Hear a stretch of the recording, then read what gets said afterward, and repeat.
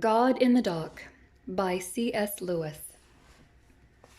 The Grand Miracle, 1945. One is very often asked at present whether we could not have a Christianity stripped, or, as people who ask it say, freed from its miraculous elements. A Christianity with the miraculous elements suppressed. Now it seems to me that precisely the one religion in the world, or at least the only one I know, with which you could not do that is Christianity. In a religion like Buddhism, if you took away the miracles attributed to Gautama Buddha and some very late sources, there would be no loss. In fact, the religion would get on very much better without them because, in that case, the miracles largely contradict the teaching. Or even in the case of a religion like Mohammedanism, nothing essential would be altered if you took away the miracles. You could have a great prophet preaching his dogmas without bringing in any miracles. They are only in the nature of a digression or illuminated capitals.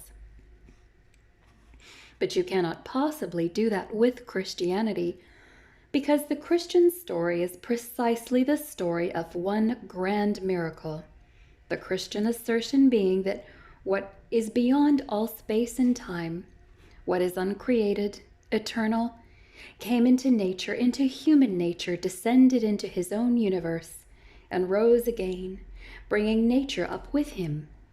It is precisely one great miracle. If you take that away, there is nothing specifically Christian left. There may be many admirable human things which Christianity shares with all other systems in the world, but there would be nothing specifically Christian. Conversely, once you have accepted that, then you will see that all other well-established Christian miracles, because of course there are ill-established Christian miracles, there are Christian legends just as much as there are heathen legends or modern journalistic legends. You will see that all the well-established Christian miracles are part of it, that they all either prepare for or exhibit or result from the incarnation. Just as every natural event exhibits the total character of the natural universe at a particular point and space of time, so every miracle exhibits the character of the incarnation. Now, if one asks whether that central grand miracle in Christianity is itself probable or improbable, of course, quite clearly you cannot be applying David Hume's kind of probability. David Hume, who lived from 1711 to 1776, was a Scottish philosopher and historian. Please refer especially to the Essay upon Miracles in his Philosophical Essays Concerning Human Understanding from 1748. You cannot mean a probability based on statistics according to which the more often a thing has happened, the more likely it is to happen again. The more often you get indigestion from eating a certain food, the more probable it is, if you eat it again, that you will again have indigestion. Certainly the incarnation cannot be probable in that sense. It is of its very nature to have happened only once. But then it is of the very nature of the history of this world to have happened only once. And if the incarnation happened at all, it is the central chapter of that history. It is improbable in the same way in which the whole of nature is improbable, because it is only there once and will happen only once. So one must apply to it a quite different kind of standard. I think we are rather in this position. Supposing you had before you a manuscript of some great work, either a symphony or a novel. There then comes to you a person saying, "Here is a new bit of the manuscript that I found. It is the central passage of that symphony, or the central chapter of that novel." The text is incomplete without it. I have got the missing passage, which is really the center of the whole work. The only thing you could do would be to put this new piece of the manuscript in that central position, and then see how it reacted on the whole of the rest of the work. If it constantly brought out new meanings for the whole rest of the work, if it made you notice things in the rest of the work which you had not noticed before, then I think you would decide that it was authentic. On the other hand, if it failed to do that, then however attractive it was in itself, you would reject it. Now, what is the missing chapter in this case? The chapter which Christians are offering. The story of the Incarnation is the story of a descent and resurrection. When I say resurrection here, I am not referring simply to the first few hours or the first few weeks of the resurrection. I am talking of this whole huge pattern of descent down, down, and then up again. What we ordinarily call the resurrection being just, so to speak, the point at which it turns. Think what that descent is, the coming down, not only into humanity, but into those 9 months which precede human birth, in which they tell us we all recapitulate strange, pre-human, subhuman forms of life, and going lower still into being a corpse, a thing which, if this ascending movement had not begun, would presently have passed out of the organic altogether, and have gone back into the inorganic, as all corpses do. One has a picture of someone going right down and dredging the sea bottom. One has a picture of a strong man trying to lift a very big, complicated burden. He stoops down and gets himself right under it so that he himself disappears, and then he straightens his back and moves off with the whole thing swaying on his shoulders. Or else, one has the picture of a diver stripping off garment after garment, making himself naked and then flashing for a moment in the air, and then down through the green and warm and sunlit water into the pitch black, cold, freezing water, down into the mud and slime, then up again, his lungs almost bursting, back again to the green and warm and sunlit water, and then at last out into the sunshine, holding in his hand the dripping thing he went down to get. This thing is human nature, but associated with it, all nature, the new universe. That, indeed, is a point I cannot go into tonight, because it would take a whole sermon. This connection between human nature and nature in general. It sounds startling, but I believe it can be fully justified.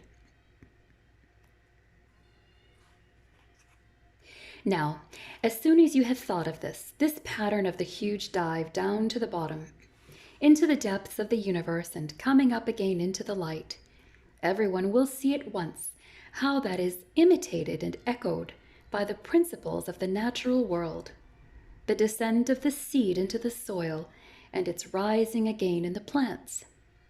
There are also all sorts of things in our own spiritual life where a thing has to be killed and broken in order that it may then become bright and strong and splendid. The analogy is obvious.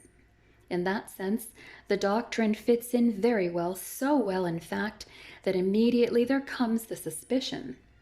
Is it not fitting in a great deal too well? In other words, does not the Christian story show this pattern of descent and reascent, because that is part of all the nature of religions of the world? We have read about it in The Golden Bough by Sir James George Fraser. We all know about Adonis and the stories of the rest of those rather tedious people. Is not this one more instance of the same thing, the dying god? Well, yes, it is. That is what makes the question subtle. What the anthropological critic of Christianity is always saying is perfectly true. Christ is a figure of that sort. And here comes a very curious thing. When I first, after childhood, read the Gospels, I was full of that stuff about the dying God, the golden bough, and so on. It was to me then a very poetic and mysterious and quickening idea. And when I turn to the Gospels, never will I forget my disappointment and repulsion at finding hardly anything about it at all. The metaphor of the seed dropping into the ground in this connection occurs, I think, twice in the New Testament. In John 12:24 and 1 Corinthians 15:36. And for the rest, hardly any notice is taken. It seemed to me extraordinary. You had a dying God who was always representative of the corn. You see him holding the corn, that is, bread, in his hand and saying, "This is my body." In Matthew 26:26, Mark 14:22, Luke 22:19, and 1 Corinthians 11:24. From my point of view, as I then was, he did not seem to realize what he was saying. Surely there, if anywhere, this connection between the Christian story and the corn must have come out. The whole context is crying out for it. But everything goes on as if the principal actor and still more those about him were totally ignorant of what they were doing. It is as if you got very good evidence concerning the sea serpent, but the men who brought this good evidence seemed never to have heard of sea serpents. Or, to put it in another way, why was it that the only case of the dying God, which might conceivably have been historical, occurred among a people, and the only people in the whole Mediterranean world, who had not got any trace of this nature religion, and indeed seemed to know nothing about it? Why is it among them the thing suddenly appears to happen? The principal actor, humanly speaking, hardly seems to know of the repercussions that his words and sufferings would have in any pagan mind. Well, that is almost explicable, except on one hypothesis. How, if the Corn King is not mentioned in that book, because he is here of whom the Corn King was an image? How, if the representation is absent because here at last the thing represented is present? If the shadows are absent because the thing of which they were shadows is here? The corn itself is in its far-off way an imitation of the supernatural reality. The thing dying and coming to life again, descending and reascending beyond all nature. The principle is there in nature because it was first there in God himself. Thus, one is getting in behind the nature religions and behind nature to someone who is not explained by, but explains not indeed the nature religions directly, but that whole characteristic behavior of nature on which nature religions were based. Well, that is one way in which it surprised me.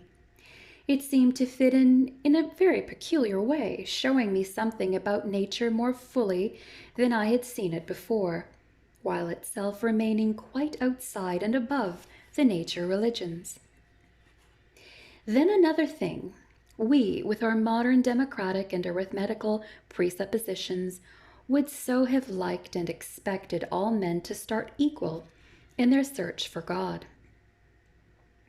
One has the picture of great centripetal roads coming from all directions with well-disposed people, all meaning the same thing and getting closer and closer together.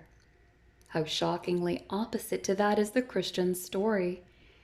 One people picked out of the whole earth, that people purged and proved again and again. Some are lost in the desert before they reach Palestine. Some stay in Babylon. Some becoming indifferent, The whole thing narrows and narrows until at last it comes down to a little point, small as the point of a spear, a Jewish girl at her prayers. That is what the whole of human nature has narrowed down to before the incarnation takes place. Very unlike what we expected, but of course not in the least unlike what seems in general, as shown by nature, to be God's way of working. The universe is quite a shockingly selective, undemocratic place out of apparently infinite space, a relatively tiny proportion occupied by matter of any kind. Of the stars, perhaps only one has planets. Of the planets, only one is at all likely to sustain organic life. Of the animals, only one species is rational. Selection, as seen in nature, and the appalling waste which it involves, appears a horrible and an unjust thing by human standards. But the selectiveness in the Christian story is not quite like that. The people who are selected are, in a sense, unfairly selected for a supreme honor. But it is also a supreme burden. The people of Israel come to realize that it is their woes which are saving the world. Even in human society, though one sees how this inequality furnishes an opportunity for every kind of tyranny and servility. Yet, on the other hand, one also sees that it furnishes an opportunity for some of the very best things we can think of, humility and kindness, and the immense pleasures of admiration. I cannot conceive how one would get through the boredom of a world in which you never met anyone more clever or more beautiful or stronger than yourself. The very crowds who go after the football celebrities and film stars know better than to desire that kind of equality. What the story of the Incarnation seems to be doing is to flash a new light on a principle in nature and to show for the first time that this principle of inequality in nature is neither good nor bad. It is a common theme running through both the goodness and badness of the natural world, and I begin to see how it can survive as a supreme beauty in a redeemed universe. And with that, I have unconsciously passed over to the third point.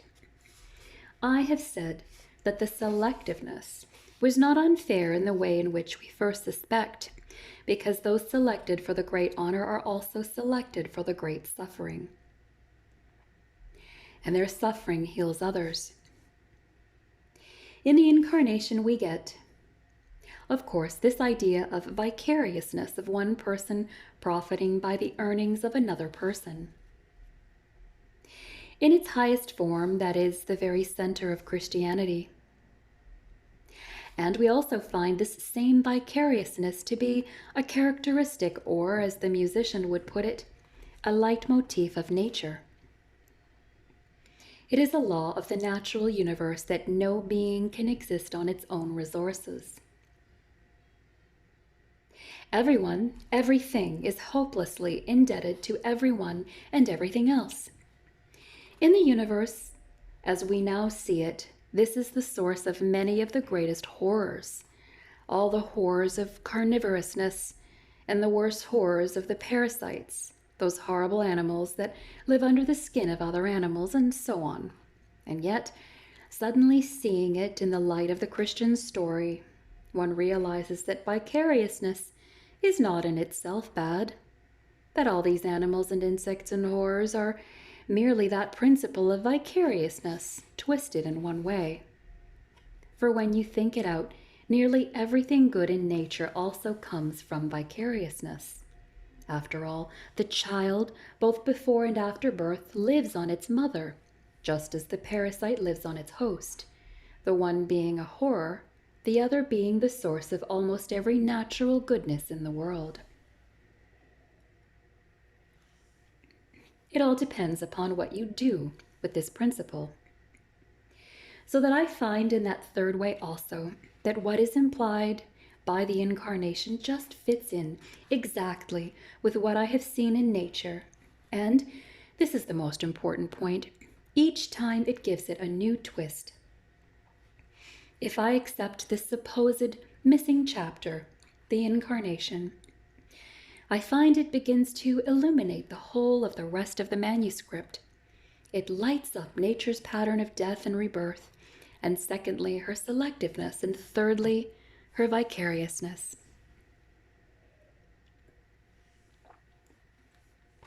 Now, I notice a very odd point.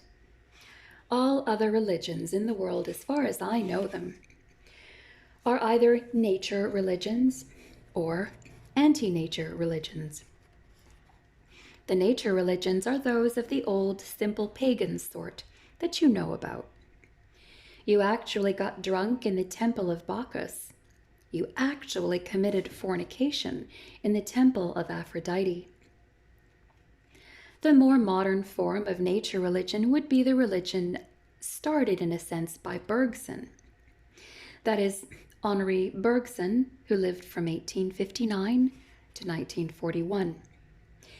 His nature religion is particularly evident in his Matière et Mémoire, published in 1896, and L'Évolution créatrice, published in 1907. But Bergson repented and died Christian, and carried on in a more popular form by Mr. Bernard Shaw. The anti-nature religions are those like Hinduism and Stoicism, where men say, "I will starve my flesh. I care not whether I live or die. All natural things are to be set aside." The aim is nirvana, apathy, negative spirituality. The nature religions simply affirm my natural desires. The anti-natural religions simply contradict them. The nature religions simply give a new sanction to what I already always thought about the universe in my moments of rude health and cheerful brutality. The anti-nature religions merely repeat what I always thought about in my moods of lassitude or delicacy or compassion. But here is something quite different. Here is something telling me, well, what? Telling me that I must never, like the Stoics, say that death does not matter.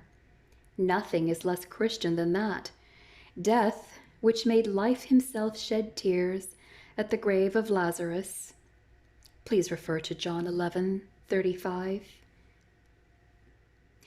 And shed tears of blood in Gethsemane. Please refer to Luke 22:44. This is an appalling horror, a stinking indignity. You remember Thomas Brown's splendid remark, "I am not so much afraid of death as ashamed of it." And yet somehow or other, infinitely good. Christianity does not simply affirm or simply deny the horror of death. It tells me something quite new about it. Again, it does not, like Nietzsche, simply confirm my desire to be stronger or cleverer than other people. On the other hand, it does not allow me to say, "Oh Lord, won't there be a day when everyone will be as good as everyone else?" In the same way about vicariousness, it will not in any way allow me to be an exploiter, to act as a parasite on other people. Yet it will not allow me any dream of living on my own. It will teach me to accept with glad humility the enormous sacrifice that others make for me, as well as to make sacrifices for others. That is why I think this grand miracle is the missing chapter in this novel, the chapter on which the whole plot turns. That is why I believe that God really has dived down into the bottom of creation and has come up, bringing the whole redeemed nature on his shoulders. The miracles that have already happened are, of course, as Scripture so often says, the first fruits of that cosmic summer which is presently coming on. Refer to Romans 8:23. Romans 11:16 and Romans 16:5. 1 Corinthians 15:20, James 1:18, and Revelation 14:4. Christ has risen, and so we shall rise. St. Peter, for a few seconds, walked on the water. Refer to Matthew 14:29. And the day will come when there will be a remade universe, infinitely obedient to the will of glorified and obedient men, when we can do all things, when we shall be those gods that we are described as being in Scripture. To be sure, it feels wintry enough still, but often in the very early spring it feels like that. 2,000 years are only a day or two by this scale. A man really ought to say the resurrection happened 2,000 years ago, in the same spirit in which he says, "I saw a crocus yesterday," because we know what is coming behind the crocus. The spring comes slowly down this way, but the great thing is that the corner has been turned. There is, of course, this difference, that in the natural spring the crocus cannot choose whether it will respond or not. We can. We have the power either of withstanding the spring and sinking back into the cosmic winter, or of going on into those high midsummer pomps in which our leader, the Son of Man, already dwells, and to which he is calling us. It remains with us to follow or not, to die in this winter, or to go on into that spring and that summer.